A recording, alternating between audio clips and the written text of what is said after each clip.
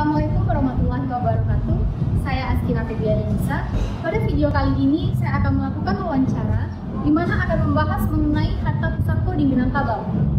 Nah, untuk mengetahui lebih lanjut, yuk ikuti video saya. Sekarang kita sudah bersama narasumber kita, yaitu Bapak Dr. Andes Januaristi MLIS. Sekarang kita akan berbincang sedikit mengenai harta pusako di Minangkabau. Nah, seperti yang sudah saya ketahui sebelumnya, itu harta pusako di Minangkabau itu ada terbagi dua ya Pak. Ada harta pusako tinggi dan ada harta pusako rendah. Nah, boleh dijelaskan sedikit Pak mengenai harta pusako di Minangkabau? Oke, terima kasih. Sebenarnya harta pusako itu tidak ada tinggi rendah. Memang ada proses akhirnya orang memahami harta pusako itu ada pusako tinggi dan pusako rendah. Pada dasarnya yang pusako itu satu aja, semuanya adalah pusako. Kalau menurut Nyi Candung, pusako itu akronim dari Punyo Sakaungko. Itu menurut Nyi Candung ya, Punyo Sakaungko. Artinya harta itu milik orang banyak, satu kaum yang punya. Itulah yang dinamakan pusako. Jadi kalau begitu tidak ada istilah tinggi dan rendah. Karena munculnya istilah harta tinggi, pusako tinggi dan pusako rendah itu setelah adanya musyawarah adat di Bukit Tinggi ya. Saya lupa tahunnya, nanti saya bisa dicari dokumennya yang menjelaskan dan mempertegas bahwa pusako tinggi tidak bisa dijual beli, tidak bisa digadai, dan tidak bisa dibagi. Kemudian harta pencaharian bapak orang tua itu yang mereka sebut sebagai pusako rendah. Padahal kalau dari definisi pusako, yang pusako rendah itu tidak pusako, tidak bisa sebutkan pusako, itu harta pencaharian orang tua. Nah, dengan itulah makanya saya menyampaikan bahwa yang pusako itu tetap aja satu, punya sakaung kok. Tapi kayak yang harta rendah tadi, pusako rendah itu kan punya bapak dan ibu yang diwariskan kepada anak sesuai dengan syariat Islam. Gitu. Nah, kira-kira di mana kedudukan harta pusako tinggi di Minangkabau ini? Di Minangkabau, pusako itu dijual tidak makan balik, digadai tidak makan candol. Artinya tidak mungkin bisa dijual, tidak mungkin bisa dibagi, dan tidak juga mungkin bisa digadai. Kalaupun ada syaratnya, yang 4 tuh, syarat yang 4 itu sebenarnya adalah alasan untuk mengatakan tidak. Oleh nenek mama, oh rumah gadang ketirisan, bila rumah gadang ketirisan, nak mungkin, oh nak gadi gadang baraki, ya semua sekarang di mana pula nak baraki, terlalu sederhana untuk menjadikan itu sebagai alasan untuk menjual, membagi atau menggadaikan harta pusako. Itu hanya alasan dari nenek moyang kita untuk mengatakan tidak boleh dibagi, tidak boleh dijual, dan tidak boleh digadai. Kenapa begitu? Karena ini milik orang ramai, milik orang satu kaum. Pada syarat dari kita bisa membagi, menggadai, atau menjual sesuatu itu apabila sudah jadi milik. Bayangkan ya, Anda punya sepatu kan Anda punya, saya jual bolehnya, dan tidak boleh saya tidak punya. Begitu juga pusako, tidak kita yang punya, dia punyanya satu kaum. Begitu hakikatnya. Nah, kalau sistem pewarisan harta pusako tinggi itu sendiri bagaimana? Di Minangkabau. Nah, pewarisan itu sebenarnya pewarisan pengelolaan, bukan pewarisan kepemilikan. Kepemilikan itu tetap kaum. Karena di Minangkabau itu menganut garis pewarisan suku ibu, bukan keturunan ibu ya. Keturunan kan pasti dari ayah. Keturunan manusia itu kan dari ayah. Jadi menurut suku itu adalah pewarisannya. Jadi dari mama turun ke kepanakan, turun ke kepanakan. Nah, kemudian perempuan ini adalah yang pengelola dari warisan itu, pusako itu. Bukan dia yang punya. Jangan dikirain lagi di Sumatera Barat, di Minangkabau itu harta milik perempuan. Tidak, mereka tidak milik. Yang milik itu kaum, tak kaum. Cuman perempuanlah diberikan hak untuk pengelolaannya. Nah, kalau misalnya seperti yang Bapak tadi bilang tadi kan harta pusako itu tidak boleh digadaikan. Tapi kan banyak kasus sekarang itu kan harta pusako tinggi ini banyak sudah digadaikan lah atau dijual, bisa seperti tanah itu disertifikatkan. Ya, itulah kasus namanya. Kasus itu benar-benar terjadi dan banyak pengakuan dari masyarakat Minang menyampaikan begini. Saya pernah dari perjalanan dari Sejunjung ke arah Padang, satu mobil. Bagaimana enggak awak jual, Pak? Mama awak mau bagi dulu. Lalu bagikan ke mama awak. Mamanya nih, mamanya pengulunya membagi harta itu kepada perempuan-perempuan. Nah, artinya ibunya sudah merasa miliki. Tiba di ibunya, ini disertifikat karena dia punya. Karena sudah ada sertifikat, dia punya hak untuk bisa menjual atau mendatai. Nah, ini kasus terjadi. Awalnya adalah karena dibagi. Mestinya kan tidak dibagi dalam satu kaum, tidak boleh dibagi. Makanya dulu mereka tidak mau membagi karena itu. Kalau sudah dibagi kepada katakanlah perempuan tadi ada 4, satu lagi laki-laki, lalu mama ini membagi hartanya kepada 4 perempuan ini. Yang 4 perempuan ini mereka akan merasa memiliki kemudiannya. Tiba-tiba keturunan berikutnya sudah punya hak mereka.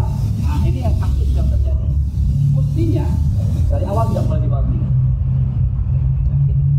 Baik. Kira-kira bagaimana peran mama sendiri dalam harta pusako ini? Mama itu punya sumpah ya, apalagi penghulu ya, untuk menjaga pusako. Tidak boleh sembunyi, tidak boleh rusak sedikit pun. Kalau terjadi ada yang membagi, merusak atau menjual, ini sumpah loh mamanya. Karena sumpah, tapi tidak mau tidak boleh, tangan tidak sumpah. Begitu kerasnya sumpah. Menjaga harta pusaka. Menjaga itu bukan dalam arti ya melihat-lihat saja. Jangan sampai sumbiang, jangan sampai terjual, jangan lagi dibagi.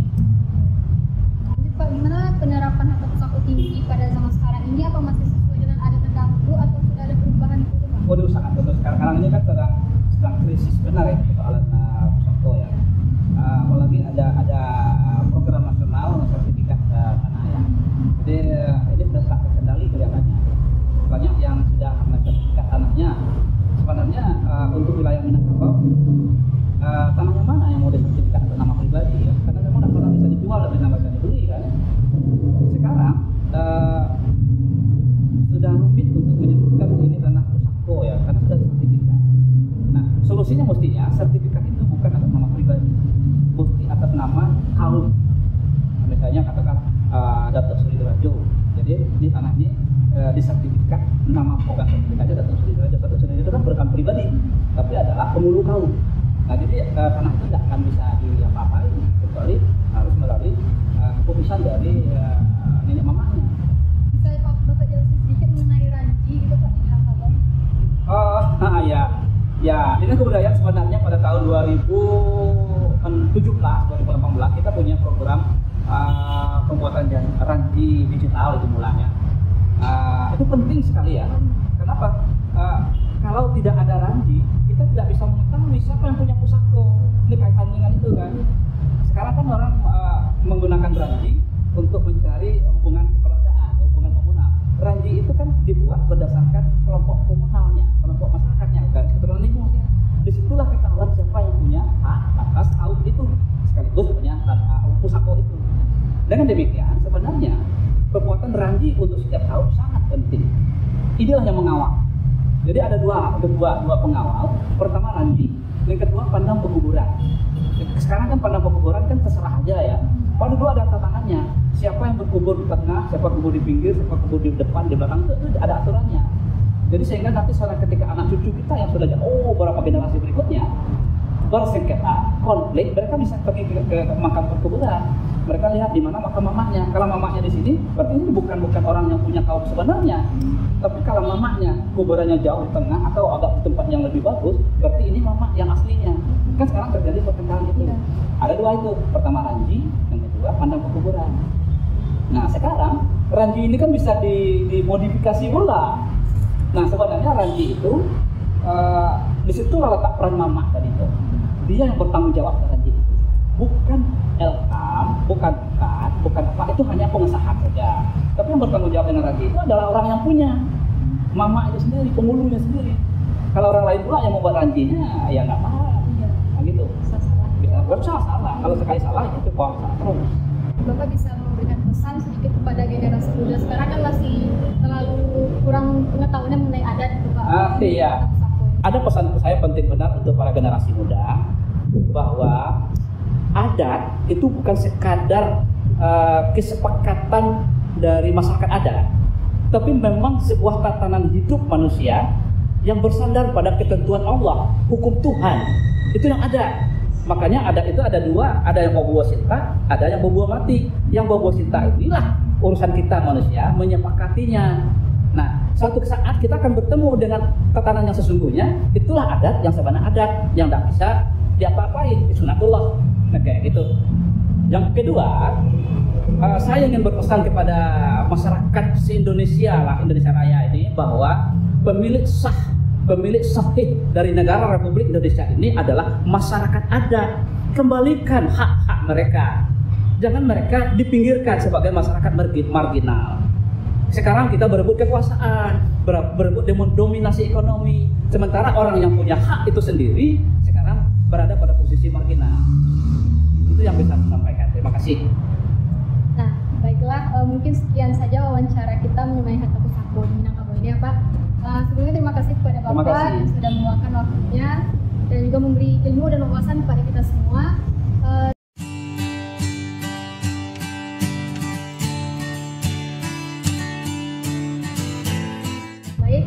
Baiklah, sekian dari saya. Apabila ada kesalahan, mohon maaf. Assalamualaikum warahmatullahi wabarakatuh. Assalamualaikum warahmatullahi wabarakatuh. Ini saya udah bersama narasumber kita yang bernama Bapak Asdel Chan Raja Hadi. Iya. Nanti kita akan membahas mengenai Hatta Pusako tinggi. Nah, menurut Bapak, gimana sih Hatta Pusako tinggi di Minangkabau ini Pak? Ketemu sekali dalam bentuk adat apa? Ada keselikan negari. Pusako selikan kaum. Di suatu kaum yang mempunyai Hatta Pusako di dalam negeri Minangkabau itu ada beberapa suku. Ada Melayu, ada Sumba, ada Tanjung. Tergantung suku itu yang menggarap nama Jejang Melati. Arti suatu kaum itu punya Hatta Pusako dari nenek yang terdahulu. Kalau Pak Kiri masuk. Nama Jejang Melati itu nama Rimbo Merayu, nama Cari Mencecah itu siapa kita mesti laki-laki. Jadi dalam itu ada nama menurut kata Pusako bahasa Mangkobonggo, bahasa Mangko Bakarano. Asa juga nama Jejang Melati itu ini awak yang terdahulu. Di dalam suatu suku itu, baru suku Cina, oh ini Jejang Melati. Nyutu nanti kalau anak-anak kan waris ini. Itu nanti Pusako. Jadi dalam satu Pusako itu ada kok bersawah dengan rendang namanya, baladang dengan lereng, berumah dengan letak. Arti mana di dalam aturan negara apa? Di Minangkabau, di dalam suku Wae, Rimbo diberi Benjuang, Bukit diberi Krakatau, sawah diberi Papua, jadi Papua, dan ladang diberi Papua. Hak lah pengunjung kami untuk hatilah kau batik masing-masing di dalam suatu negari. Nah, Pusako nama anak mau kita Pusako ini dan diwari dengan ini kita nanti dulu. Nah, itu yang kita. Nah, kalau kumpulan Hatta Pusako tinggi ini di wilayah Minang menuju saat ini Pak? Iya, Pusako tinggi kalau mau hukum adat. Nah, sebenarnya Hatta Pusako itu tidak boleh dijual. Menurut hukum adat dari dulu jadi orang terlalu. Ada beberapa hukum adat dan disepakati bersama. Ini itu tanah Pusako itu tidak boleh dijual, hanya boleh digadaikan dengan ada ketentuan yang sangat mendesak. Nah, contohnya gadi-gadang tak lagi, rumah gadang ketirisan, main kebujuk tanggal. Nama main kebujuk tanggal. Arti mana nanti tua yang terdulu nama Jejang Melati tadi. Nah, dek karena beliau udah bisa bawa sahur, jadi mama awak sudah tinggal di rumah rakyat, rumah gadang, nomor di, tidak bawa sahur itu lama itu tujuh tengah rumah. Itu di gadang kalau itu penting dengan perahu. Rumah gadang ketirisan, itu bahan rumah kau betul tidak punya penghulu. Nah, lalu ni mama nama tu suatu kaum betul lain. Mangko dipakatilah di situ kaum di duluan serangka di tinggian sarang tiang. Nah, kama bulu Pusako itu di duluan ini mama namun di sana selangka. Jadi Hatta Pusako tinggi itu boleh disertifikatkan dengan catatan kesepakatan kaum bernama Imamah Kepala MKW dan tertulis di barang kaum di bawahnya itu hanya mewakili kaum tidak boleh dijual dan digadaikan. Nah, seperti ini kalau dia disertifikatkan. Tapi kalau tidak disediakan, tidak ada masalah ya. Dulu sih tanah apa harus disediakan dong. Hanya diketahui oleh sepadan-sepadan bertoko tanah kita. Sepadan di sini, lebih barat timur itu sepadan. Diketahui dia udah sepadan bisa bertampai itu. Setelah itu nyoba alasan dulu. Waduh, nyoba alasan itu boleh diketahui oleh diusulkan oleh kepala warisnya berdasarkan kesepakatan kaumnya dihantarkan kepada apakah negara ke suatu pemulunya gitu. Yang menentukan ada alasan dari alasan ditingkatkan menjadi sertifikat hak milik kaum namanya. Jadi kalau di Minangkabau, kemunculan bagi anak produksi di Minangkabau dua keberuntungan. Apabila nyalah bersuami, nyo dikulihat deh suaminya, dibiayai suami. Kemunculan anak Minang, perempuan Minang disubsidi dia pusat. Hak pemakaian, hak diberi kepada anak kemenakan produksi, hak pakai nama dicatat di bawah pengawasan ini mama yang menentukan di mama kepala nama mama pusaka kono. Ini mama kepala itu diangkat oleh suatu kaum itu. Tentu dalam suku Cinago atau suku Melayu, sepakat kaum itu diduluan selangkah ditinggian Sarantiang. Beliau sebagai kepala waris pemegang harta pusaka, kemenjaga harta pusaka, disepakati kaum. Diduluan mati memandang ke rupa menilip tetapi pusaka layak dah saya itu jadi lima kepala. Dengan penerapan atau kata pusaka tinggi yang sekarang itu sesuai dengan ada di dapur atau memang sudah ada perubahan? Sampai kini pusaka harta tetap seperti itu. Cuma ada di zaman ini sekali lebih baru. Karena situasi dan kondisi nagari makin lama makin rame, kemenakan makin lama makin banyak, zaman makin lama makin berubah, tingkat-tingkat kesulitan kehidupan lah berubah. Sehingga terjadi persoalan-persoalan di suatu kaum, hati bentak bakal dia. Kadang berolah, kadang bakal. Dia kepentingan kondisi situasi. Sehingga terjadi pembagian harta pusaka di zaman ini. Kerajo lah bapak dok dan kami lakukan itu. Tuntuan kepada satu kaum itu oleh mamanya dengan kata kesepakatan. Banyak kan anak-anak muda sekarang ini kan banyak tahu kali tentang pusaka. Ada nggak pesan bapak gimana supaya anak muda sekarang ini lebih mengetahui tentang adat-adat tradisi dan apa? Pertama sekali generasi muda, pada ketika belajar generasi penerus seharusnya sangat penting atau wajib untuk belajar. Dan karena ada Minangkabau itu suatu kebanggaan Minangkabau, pewaris. Jadi beraja tentang contoh dari sampaian tadi. Ketahui tentang pemakaian harta pusaka tinggi. Itulah pasti. Yang punya harta besar kaum punya mama. Di mana wilayah itu dipelajari. Siapa yang menentukan mama pemakaian mama. Mama itu membesarkan oleh negara diakui oleh penghuni dan kenapa pada negara ini wajib diketahui oleh suatu anak makan. Setelah itu adat dan budaya paling dingin. Seluruh adat juga di ini awak yang terdahulu manfaat mularanya untuk silaturahim hablul minallah. Itu kan memang ada filosofi yang dia akan dipegang oleh mama. Iya. Berdasarkan Islam. Walaupun kalau digadaikan itu pasti ada ketentuan yang berlaku. Yang berlaku menurut mereka. Oke Pak, sebelumnya terima kasih atas waktu yang sudah Bapak luangkan untuk wawancara kali ini. Dan juga saya mau izin Pak kalau misalnya nanti videonya diupload di media sosial. Boleh.